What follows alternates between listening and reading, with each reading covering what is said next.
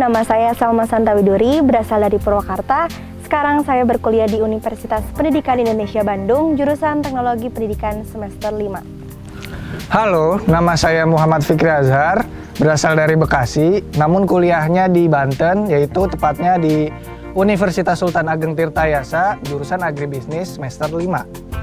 Halo, perkenalkan nama saya Agnes Cinatiwe, berasal dari ND Nusa Tenggara Timur, dan saat ini saya sedang kuliah di Universitas Merdeka Malang, jurusan Destinasi Pariwisata semester 7. Halo, nama saya Gelar Kabila, saya berasal dari Bekasi. Sekarang saya berkuliah di Universitas Negeri Jakarta, jurusan Ilmu Keluarga semester 7. Namaku Tiara Tanzu Ziller, panggil saja aku Tanzu.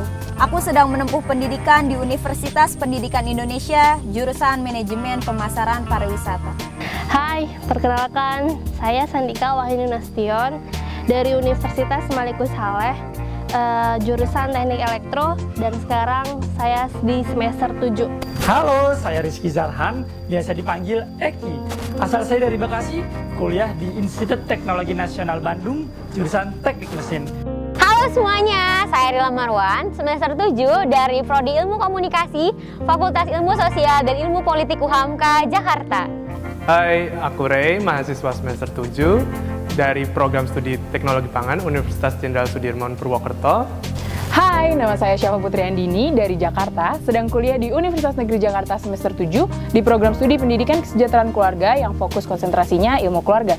Halo semuanya, namaku Dirmas Syahfitra, mahasiswa jurusan Teknik Elektro Universitas Malikus Saleh yang letaknya berada di Tanah Rencong atau yang biasa disebut Nanggro Aceh Darussalam. Oh ya, awalnya kita mendaftar melalui website Kampus Merdeka program Kemendikbudristek dan berhasil lolos dari puluhan ribu pendaftar yang mendaftar di Mitra Semua Murid Semua Guru. Kita bersebelas merupakan mahasiswa dari berbagai jurusan, fakultas, universitas yang berbeda-beda. Kemudian bersatu untuk magang di Yayasan Nurani Dunia.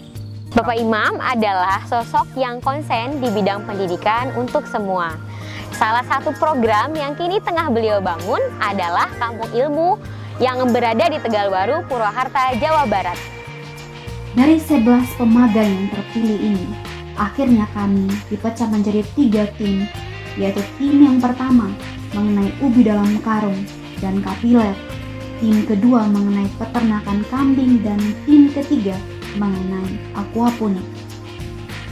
Kami disatukan di tim kedua yang harus bersahabat dengan kambing. Berangkat dari program studi yang berbeda, kami disatukan dalam tim kambing dengan tujuan dan saling mengisi dan melengkapi. Kami pun dituntut untuk tidak hanya terpaku pada program studi yang kami geluti di bangku kuliah, namun kami dituntut untuk menguasai beragam keterampilan dan pengetahuan yang berbeda. Itulah yang disebut transdisiplin. Awalnya terasa cukup sulit. Saya merasa khawatir proyek yang dijalani dan nantinya menghasilkan laporan magang tidak sesuai dengan harapan kampus karena program yang kita pelajari berseberangan dengan ilmu yang diberikan kampus. Setelah mengetahui perubahan program yang akan kita kerjakan, kita pun merasa sedikit kecewa karena tidak sesuai dengan ekspektasi awal. Dan tentunya dalam bayangan kita menjalankan program magang di dalam ruangan dan berpakaian rapi. Tapi pada kenyataannya kita harus terjun langsung di lapangan, merasakan langsung teriknya matahari, gerahnya badan yang bercucuran keringat, juga kotornya media tanam yang dipersiapkan untuk beberapa jenis tanaman konsumtif. Lalu, selain menjalankan program kelompok, kita juga meresearch potensi sumber daya alam untuk memecahkan masalah yang ada di desa ini, khususnya stunting, dengan pemanfaatan superfood yaitu daun kelor. Dari pemetaan tersebut, kita juga tahu di mana potensi-potensi kelor yang ada di desa, lalu kita membudidayakannya dengan sistem stek. Mengaduk ampas tahu dengan silase tanpa menggunakan sarung tangan. Awalnya aroma ampas tahu begitu asing di penciumanku. Aku sudah mencoba mencuci tanganku berkali-kali menggunakan tanah, media tanam, tapi tetap saja wangi itu masih ada di tanganku. Tak jarang ketika aku ingin makan, wangi tersebut muncul kembali sehingga aku mual dan tidak selera untuk makan. Untungnya Ini hanya masalah bisa karena terbiasa. Sehingga aku bisa melewati ini setelahnya. Pengalaman paling berkesan bagi saya yaitu harus membersihkan kotoran kambing selama beberapa hari berturut-turut. Jadi pada pagi hari yang indah, saya harus mencium aroma kotoran hewan yang begitu menyengat dan mengumpulkan ke dalam karung. Mual, ya itulah yang saya rasakan. Tetapi saya tidak menyerah untuk bisa membuat pupuk organik dari kotoran hewan ini. Saya juga harus bisa menaklukkan rasa mual yang ada di dalam diri saya. Tidak sia-sia, akhirnya beberapa percobaan pupuk organik yang saya lakukan berhasil. Karena permasalahan umum yang terjadi di Desa Cisarua yaitu sulitnya sumber air untuk mengaliri kolam ikan, padahal budidaya ikan di sini sangat menjanjikan bagi masyarakat sekitar. Sehingga kami bersama dengan para relawan mencari solusi atas permasalahan ini. Kami membuat alat daur ulang air kotor hasil sirkulasi dari kolam ikan yang bertujuan agar air dapat dijernihkan dan digunakan kembali. Semangat membara di hari pertama proyek. Terbayang bagaimana teknologi sistem RAS akan mampu mengatasi keterbatasan air dan menolong banyak peternak ikan, membuat kami giat merancang dan berdiskusi dengan para mentor. Namun, beberapa waktu kemudian proyek ini terhenti sebab kami masih kesulitan dalam pembuatannya, pengetahuan, dan praktek yang belum dikuasai. Terlebih lagi, di dalam tim ini, kami ini dari jurusan yang tidak linear dengan proyek yang kami jalani. Jujur pada saat ini terjadi kekhawatiran karena sudah 3 bulan proyek ini berjalan, pekerjaan yang dilakukan tidak membuahkan hasil dan menjadi sia-sia di bagian tenaga dan uang. Kalau dari saya pribadi, membuat aquaponik dengan sistem RAS itu bukan hal yang mudah. Selain nggak pernah dipelajari di kampus, juga tentunya ada kendala lain. Salah satunya adalah tidak ada yang ahli dalam pembuatan aquaponik. Jujur ada perasaan sedih karena kami merasa sudah sangat kompak dan dekat di kelompok aquaponik. Lalu kami juga ada target per hari yang harus dipenuhi dan lumayan berat karena memang target kerja yang berbeda dengan kelompok sebelumnya. Terlebih lagi, ada juga perasaan seperti orang luar dan bukan bagian dari kelompok itu. Tetapi kami tetap senang bisa membantu target yang harus dikerjakan oleh tim UBI. Dan diharapkan program UBI dalam karung ini menjadi salah satu kenang-kenangan dari kami. Tim aquaponik tidak bergerak sendiri, namun dibimbing oleh mentor. Berhubung mentor masih sibuk mengurusi proyek kambing, sehingga proyek aquaponik sistem RAS diberhentikan sementara dan kelompok aquaponik kemudian dipindahkan ke kelompok ubi dan kambing. Aku dan Ray dipindahkan ke kelompok kambing, sedangkan Rila dan Syafa dipindahkan ke kelompok ubi. Di kelompok kambing, proyek yang kami lakukan adalah membuat pemisahan kotoran padat dan cair dengan menggunakan sistem conveyor atau ban berjalan yang rencananya akan diotomatisasi. Dari kegiatan di tim kambing ini, aku jadi tertarik untuk ternak kambing. Satu hal yang menarik adalah setiap kegiatan yang kita lakukan didokumentasi. Itulah alasan mengapa kita mengikuti program audiovisual, di mana program UBI dalam karung dan budidaya sayuran dengan sistem kapiler yang kita lakukan dikemas di podcast, video pembelajaran, film pendek, dan video refleksi. Hal ini juga diharapkan dapat menjadi karya yang bermanfaat bagi orang banyak.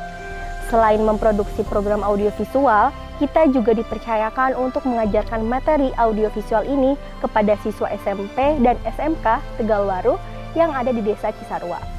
Saya sangat berkesan karena ide cerita saya terpilih menjadi film pendek dan kemudian dipercayakan menjadi asisten sutradara. Sebenarnya itu mimpi saya karena karya tulis saya bisa difilmkan.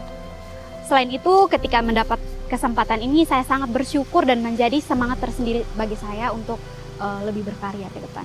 Pengalaman berkesannya itu menjadi host podcast, karena kan seperti yang teman-teman tahu gitu kan, saya kan orangnya kurang percaya diri di kamera gitu, jadi harus senyum, memperhatikan mimik wajah yang pas dan lainnya gitu.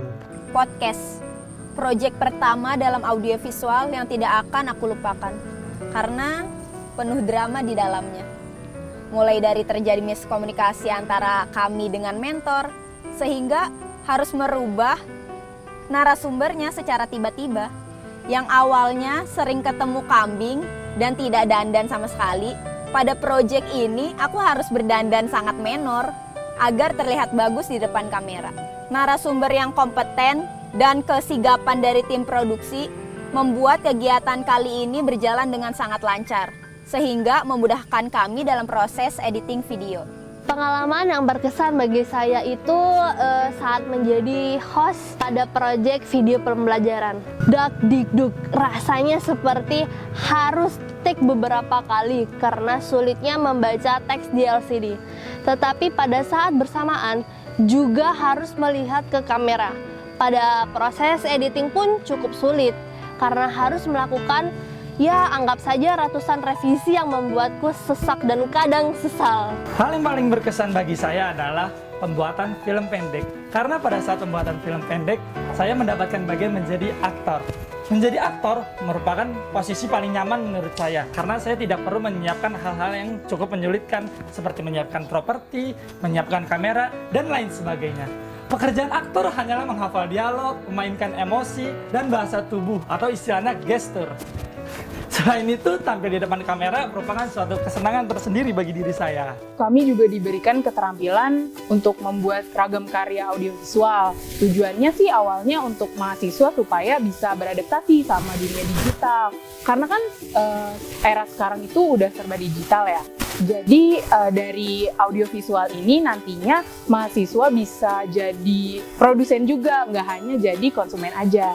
Nah, karya audiovisual tersebut ada video podcast, ada video pembelajaran. Nah, di mana proyek Aquaponik itu menjadi konten utamanya. Ada juga nih film pendek, nuansanya itu kayak drama komedi gitu. Kemudian ada juga video refleksi diri selama menjalani program magang di sini. Nah, setelah dipelajarin, setelah dipraktekin, terus ada hasilnya, kami membagikan pembelajaran audiovisual itu kepada orang lain dengan mengajarkannya kepada murid SMK dan murid SMP yang ada di sekitar kampung ilmu. Mengenai audiovisual memang awalnya sempat nggak paham juga sih, karena pembelajarannya tuh baru banget didapetin. Seperti level pengambilan gambar, sudut pandang, membuat naskah, plotting, dan editing. Jadi di situ tuh sering banget dapat revisi, terus ngumpulinnya juga terlambat karena dari tugasnya itu sangat merasa kesulitan sih. Tapi dari pembelajaran audiovisual itu keren banget sih, saya benar-benar tertarik dan bersemangat karena dari keterampilan audiovisual sangat bermanfaat yang nantinya bisa dibawa pulang dan pastinya akan diterapkan. Kampung Ilmu memiliki prinsip merdeka belajar. Kita bisa belajar dengan siapapun, semua murid, semua guru. Jadi pembelajaran tidak dibatasi hanya di sekolah, tapi bisa di mana saja. Maka dari itu, Pak Imam sering mengundang beragam tamu untuk datang ke Kampung Ilmu. Beliau-beliau berbagi pengalaman, kisah hidup, dan tips bisnis. Hal ini dilakukan dengan tujuan agar kami semakin terbuka wawasan dan memperluas jaringan kerjasama. Bukan hanya mengundang tamu, namun kami juga sering diajak keluar dari Kampung Ilmu untuk belajar langsung ke pelaku-pelaku usaha yang sudah sukses. Keren! Evaluasi diri, pengembangan potensi, melatih kesabaran, rasa tanggung jawab, kejujuran, dan berlaku adil merupakan asupan sehari-hari yang kami lakukan di Kampung Ilmu. Perubahan besar yang saya rasakan dalam diri saya yaitu mulai dari memanajemen waktu dengan sebaik mungkin. Hal kecil tetapi saya baru bisa melakukannya ketika magang di sini, yaitu saya dapat mencuci baju saya sendiri. Lalu, kesabaran juga menjadi salah satu kunci saya dalam menjalani kegiatan magang ini. Seperti uang saku yang selalu telah cair, air di asrama yang tiba-tiba habis pada saat saya sedang keramas di kamar mandi, dan juga banyak hal yang saya tidak bisa sebutkan satu persatu. Menurut saya, hal yang paling berkesan yaitu ketika saya dipercayakan menjadi ketua pelaksana camping ground. Saya belajar banyak hal. Pada saat panen hasil budidaya kapiler dan juga proses dari menanam ubi dalam karung, misalnya memasukkan media tanam, memasukkan bibit, dan lain-lain, juga menjadi kesan tersendiri. Yang tidak akan saya lupakan adalah mengonsumsi langsung hasil olahan dari yang kita tanam selama ini. Saya juga merasakan kalau tantangan kita selama di sini adalah bagaimana kita dapat bekerja sama dengan tim, dengan waktu yang begitu padat, dan juga keterbatasan bahasa dengan warga daerah, sampai program audiovisual yang menjadi tantangan sendiri bagi saya. Menjadi ketua dari ke-10 teman-temanku yang begitu berkualitas bukanlah hal yang sangat mudah. Tetapi aku bahagia bisa menyelesaikannya. Nah, selama kurang lebih 5 bulan lamanya, kami sudah berada di Kampung Ilmu. Pengalaman baru, ilmu baru, wawasan baru, susah, senang, dan sedih bersama sudah kami alami. Dan ini akan menjadi bagian cerita penting dalam hidup kami.